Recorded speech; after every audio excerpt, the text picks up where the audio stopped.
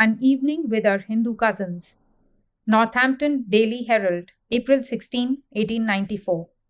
For Swami Vivekananda proved conclusively that all our neighbors across the water, even the remotest, are our close cousins differing only a trifle in color, language, customs, and religion. The silver-tongued Hindu monk prefacing his address in City Hall Saturday evening, April 14, by an historic sketch of the origin of his own and all other leading nations of the earth, which demonstrated the truth that race kinship is more of a simple fact than many know or always care to admit. The informal address that followed regarding some of the customs of the Hindu people was more of the nature of a pleasant parlor talk, expressed with the easy freedom of the conversational adept, and to those of his hearers possessing a natural and cultivated interest in the subject, both the man and his thought were intensely interesting for more reasons that can be given here. But to others, the speaker was disappointing in not covering a larger scope in his word pictures. The address, although extremely lengthy for the American lecture platform, referring to very few of the customs and manners of the peculiar people considered, and of whose personal, civil, home, social, and religious life much more would have been gladly heard from this one of the finest representatives of this oldest of races, which the average student of human nature should find preeminently interesting but really knows the least about.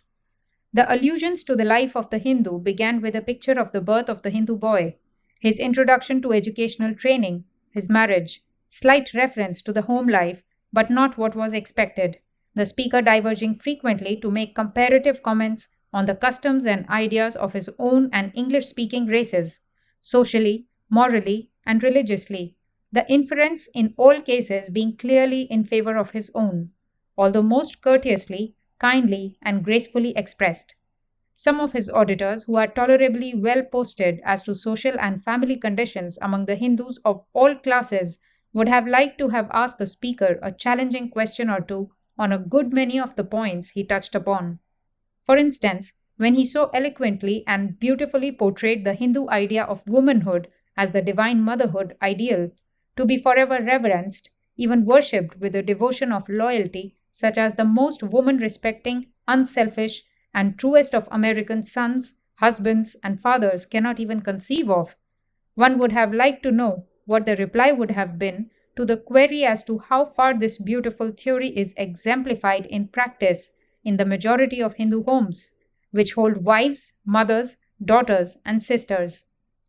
The rebuke to the greed for gain, the national vice of luxury seeking, self-seeking, the dollar caste sentiment which taints the dominant white European and American races to their mortal danger, morally and civilly, was only too just and superbly well put. The slow, soft, quiet, unimpassioned musical voice embodying its thought with all the power and fire of the most vehement physical utterance, and went straight to the mark like the "Thou art the man" of the prophet.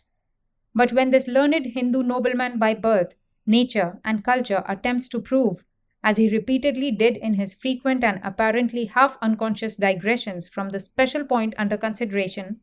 that the distinctively self-centered, self-cultivating, preeminently self-soul-saving, negative and passive, not to say selfishly indolent religion of his race has proven itself superior in its usefulness to the world, to the vitally aggressive, self-forgetful, do good unto others first, last, and always,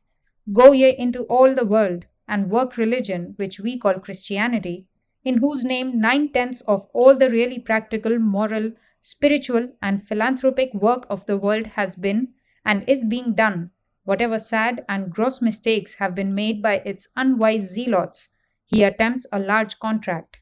But to see and hear Swami Vivekananda is an opportunity which no intelligent, fair-minded American ought to miss, if one cares to see a shining light of the very finest product of the mental, moral, and spiritual culture of a race which reckons its age by thousands, where we count ours by hundreds, and is richly worth the study of every mind. Sunday afternoon, April 15, the distinguished Hindu spoke to the students of Smith College at the Vesper service, the fatherhood of God and the brotherhood of man being, virtually, his theme, and that the address made a deep impression is evinced by the report of every auditor, the broadest liberality of true religious sentiment and precept characterizing the whole trend of thought.